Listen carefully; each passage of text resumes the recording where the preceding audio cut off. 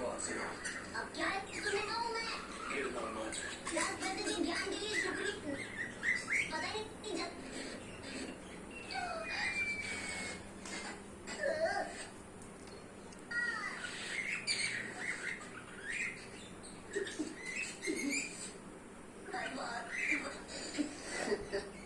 ओह तो कीड़े थे। कहा था ना गिरना मत। अंदर के सारे कीड़े खत्म कर दूंगा मैं।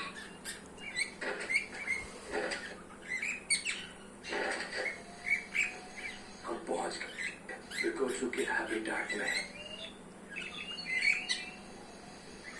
चलो चले।